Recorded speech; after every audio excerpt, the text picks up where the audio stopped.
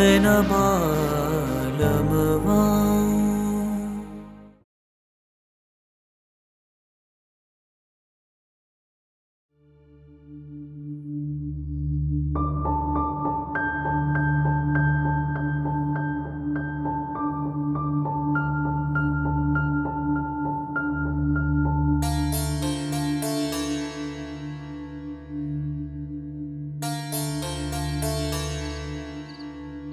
जाने वो कौन से बेटे और भाई होते हैं जो बहनों की आंख में एक आंसू नहीं देख सकते, माओ के इशारे पे खड़े खड़े अपनी बीवियों को तलाक दे देते हैं।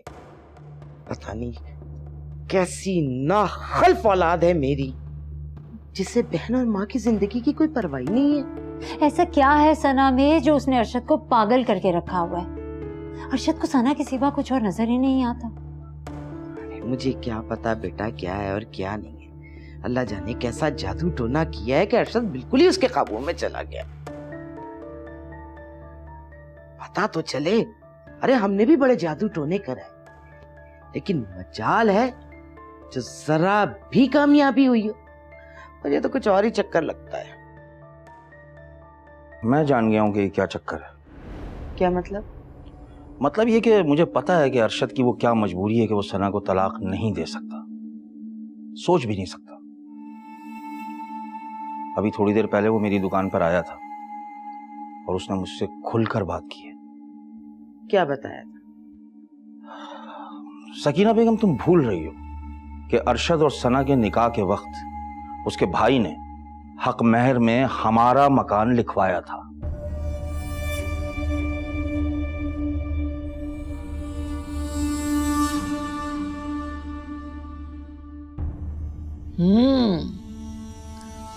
तो ऐसा है तैमूर, तुम बता रहे हो कि वो शक्ल से ही बदमाश लगता है।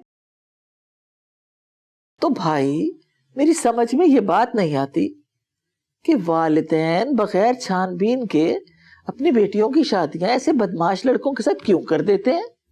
मैं तो खुद हैरान हूँ दादी, जो मैंने आज उसका सुबह रवैया देखा, जितनी आजिज़ी और इंकिसारी से मुझसे मिला, मुझे तो उसकी नीयत में कोई ना कोई शक जरूर लगता है। क्या मतलब? आप फिक्र मत करें दादो, पहले की बात और थी।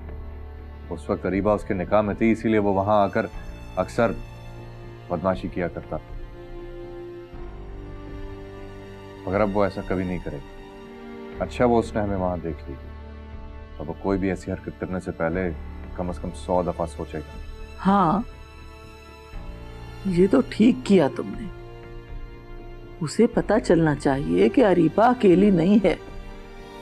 तुम्हारी शादी के बाद भी हम उसे पूछने जाया करेंगे। पता नहीं बेटा, शादी के बाद तुम्हारी बीवी पसंद भी करेगी या नहीं। देखो बेटा, मेरी बात का बुरा ना मानना, पर नादिया का मिजाज और तेवर मुझे महरीन से भी ज्यादा खतरनाक लगते हैं। मेरी तो समझ में नहीं आता तुमने क्या सोचकर उससे शादी का फैसला किया है।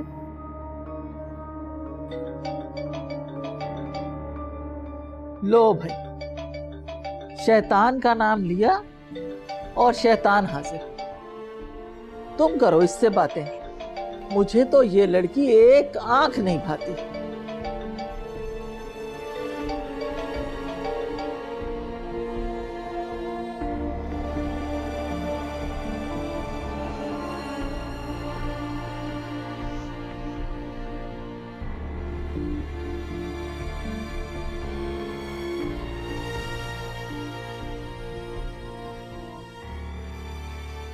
नादिया, आखिर तुम्हारा प्रॉब्लम क्या है? तुम्हें पता है ये वक्त दादो की दवाई का होता है और मैं उनके साथ बिजी होता हूँ, फिर क्यों बार बार फोन किए जा रही हो? मैं तुम्हारी होने वाली बीवी हूँ सारिम, मैं तुम्हें किसी भी वक्त फोन कर सकती हूँ। होने वाली बीवी हो, बीवी बनी नहीं हो अब तक। What do you mean Sarim? तो आखिरकार दिल की बात आ गई तुम्हारी जुबान पर? हो, आखिर कहना क्या चाह रही हो तुम? यही सारिम कि अब तुम्हारी नियत में फतूर आ गया। अरीबा ने तुम्हें जरा सी लिफ्ट क्या करा दी, तुम तो बिल्कुल ही बदल गए। मुझे तो पहले ही शक हो गया था जब तुमने मुझसे कतराना शुरू कर दिया था। बात बात पर मेरी बात पे तनकीद करने लगे थे और मुझसे हर बात पे लड़ते थे। आखिर तुमने ये सब कुछ अरीबा को सताने के लिए किया ना? आखिर मतलब क्या है तुम्हारा? मतलब ये सारिम कि जब तुम्हारा अरीबा से ब्रेकअप हो गया तो तुमने ये सोचकर मुझे प्रपोज किया कि शायद ये सुनकर अरीबा का दिल मोम हो जाए और तुम दोबारा से अपना टूटा हुआ सिलसिला उसके साथ शुरू कर सको। Shut up Nadia. तुम्हारी सोच इतनी गिरी हुई हो सकती है, मुझे इस बात का बिल्कुल अंदाजा नहीं था। और एक बात कान खोल कर सुन लो नादिया, मैं उन लोगों में से नहीं जो रिश्तों का मजाक बना देते हैं। अगर ऐसी बात होती तो मैं तुम्हें प्रपोज ही ना करता, या फिर अब तक तुम्हारे तमाम झूठ खुलने के बाद मैं तुमसे ये रिश्ता कायम नहीं रखता। झूठ? मैंने तुमसे क्या झूठ बोला? तुमने ये झूठ बोला कि अरीबा तैमूर से पैचअप करना चाहती, फिर तुमने ये झूठ बोला कि जब तुम उसके घर कार्ड देने गई तो उसने कार्ड तुम्हारे मुंह पर मार दिया, हालांकि उसने तुम्हें खास तौर पर बताया कि उसके वालिद की तबीयत खराब है, इसीलिए वो नहीं आ सकेगी। हाँ, अब तो तुम्हें सारी बुराइयां मेरी जात में नजर आएंगी ना। अरीबा जो आ गई है तुम्हारी जिंदगी में वापस। ये तुम नहीं बोल रहे सारिन, ये अरीबा की जबान बोल रही है। आखिर दिन रात उसके साथ रहने का कुछ तो नतीजा निकलेगा ना। Go to hell Nadia.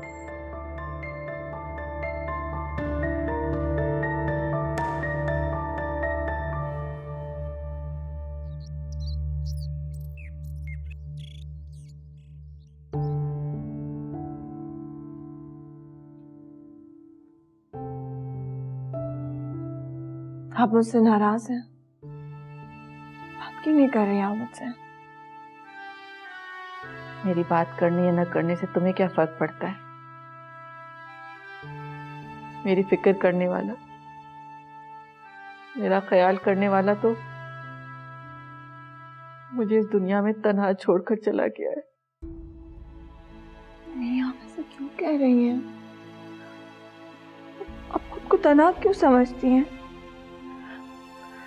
मैं हूं ना आपके पास, खुद को कभी अकेला नहीं छोड़ूंगी। तुम्हें तो सिर्फ दूसरों के दुख दर्द का ख्याल होता है, दूसरों की फिक्र होती है। भूल गई तुम सारी बातें, तुम्हारी जिंदगी तबाह कर दी। तैमूर के दिए हुए जख्मों की वजह से तुम्हारा बाप ये दुनिया छोड़ के चला गया, और अब भी सिर्फ तुम्हें उसी की फिक्र लगी रहती है। अम्मी तैमूर को वही बीमारी है जो अब्बू को थी। अब्बू को हम बचा नहीं सके क्योंकि उनकी बीमारी लाइलाज थी। लेकिन तैमूर बच सकता है अगर वो अपना इलाज करवाए। अम्मी, अगर ये पैसे मैं उसे दे देती हूँ तो वो अपना इलाज करवा सकता है।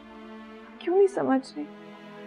तुम ये बात क्यों भूल जाती हो कि अगर तैमूर इतना अच्छा होता, वो अपनी माँ बाप की खिदमत करता, दुआएं लेता, तो आज ये जायदाद उसके नाम होती। अल्लाह ताला ने तुम्हारी किस्मत खोली और तुम अपनी किस्मत को खुद लात मार रही हो। पछताओगी अरीबा, बहुत पछताओगी। तैमूर सब ड्रामे कर रहा है, चालाकियां कर रहा है, उससे कुछ नहीं हुआ। वो सिर्फ तुम्हें बेवकूफ बना रहा है। अच्छा, आप चल के बैठिए, मुझे आपकी तबीयत ठीक नहीं लग रही। मैं आपके लिए गर्म दूध लेकर आती हूँ। बैठ जाइए आप।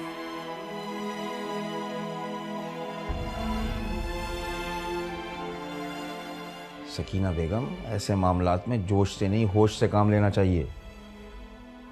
बदला लेकर तुम्हारे हाथ में कुछ आएगा नहीं, बल्कि हाथ से जाएगा ये मकान जो अरशद ने सना को निकाह के वक्त हक महर में लिख दिया था।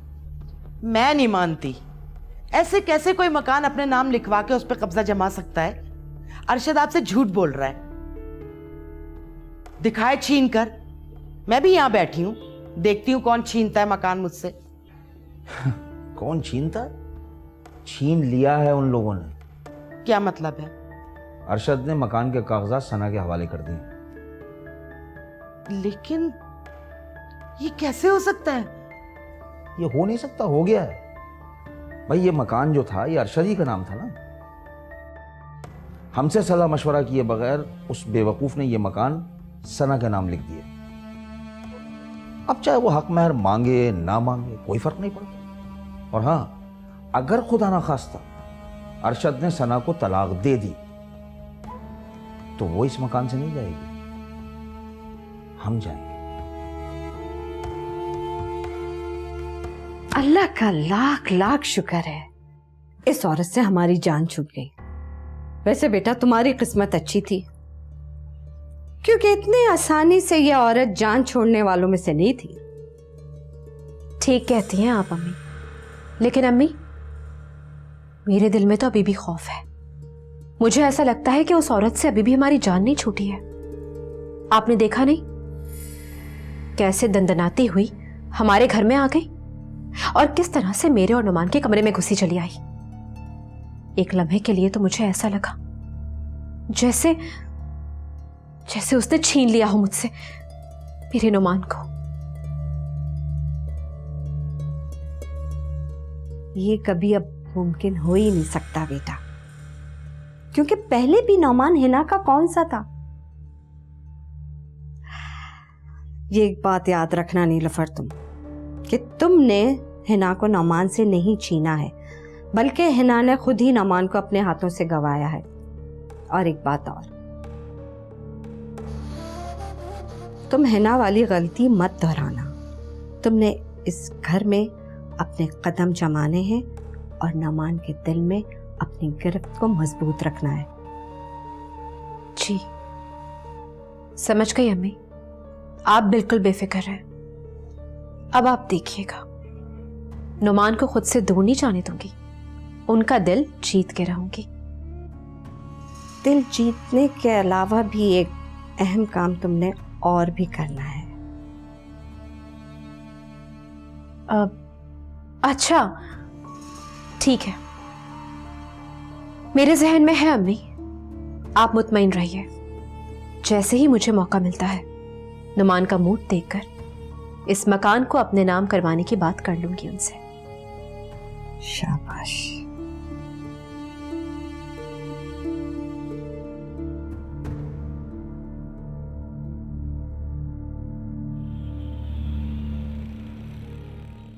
खालाजान, मैं बहुत दिनों से आपसे एक अहम बात शेयर करना चाह रहा था। क्या बात है बेटा, बोलो। दरअसल खालाजान, मैं चाहता हूं कि इस घर का फैसला कर दूं।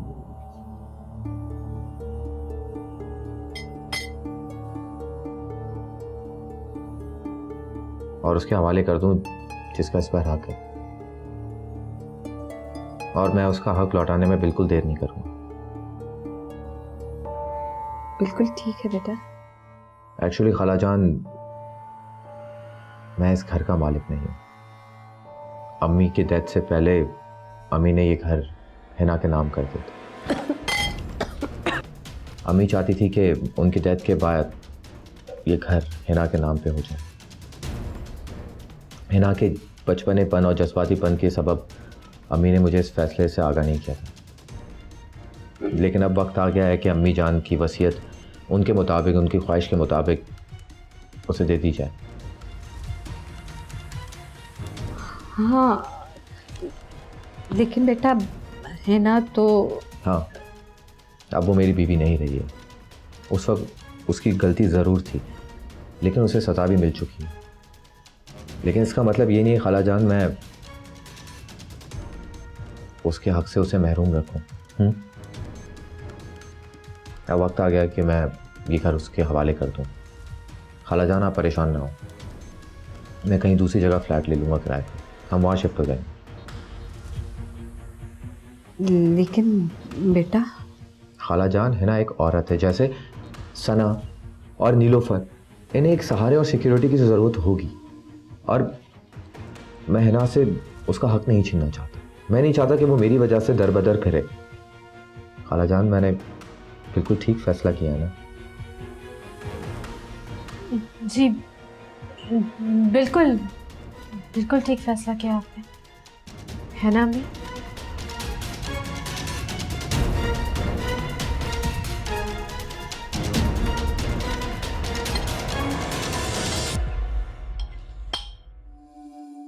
क्या बात है हिना की अब्बू, जब से आप आए गुमसुम है, अपनी सोचों में क्या हो गया?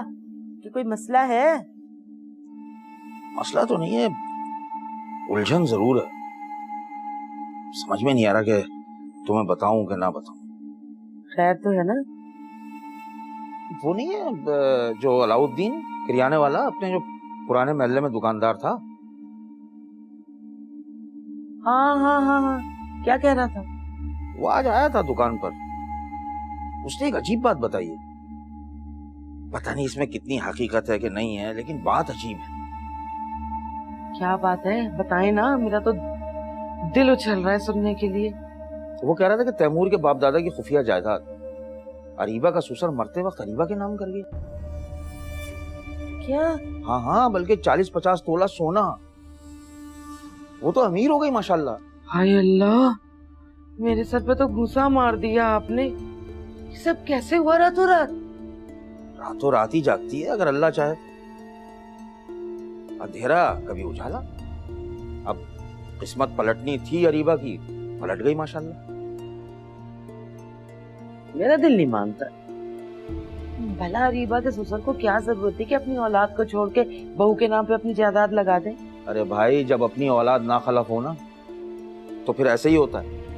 अरीबा जैसी खिदमत गुजार प्यार करने वाली बहू के नाम कर दी जाती है सारी दौलत। लो, नसरीन और उसकी बेटी तो बैठे बिठाए अमीर हो गए भाई। बहुत अच्छे।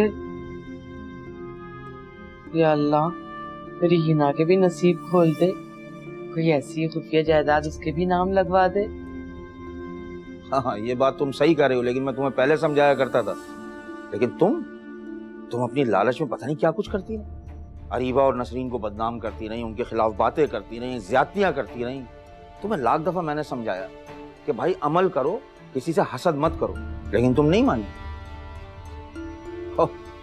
और नौमान के मामले में अरीबा बेटी के हक पे भी तुमने डाका डाला।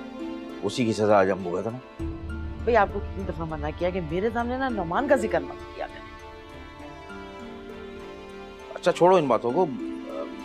मेरे ज़हन में एक बात आई है, तुमसे मशवरा करना है। बोले।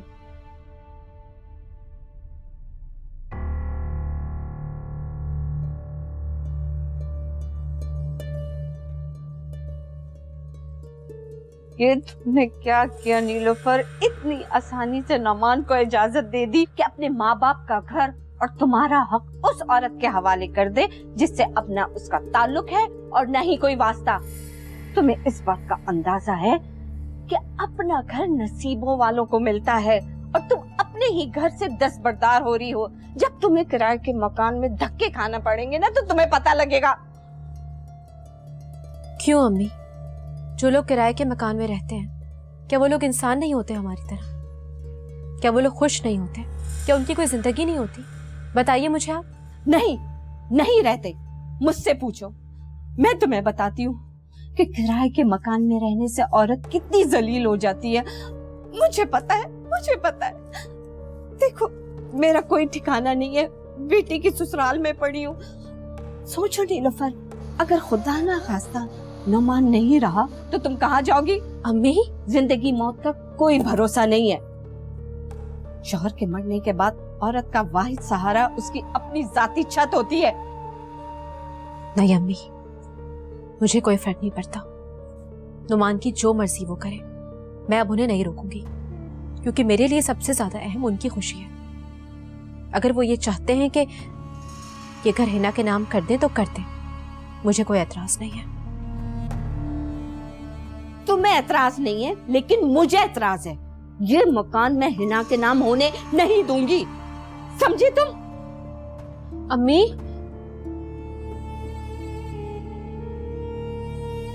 क्या करूं मैं?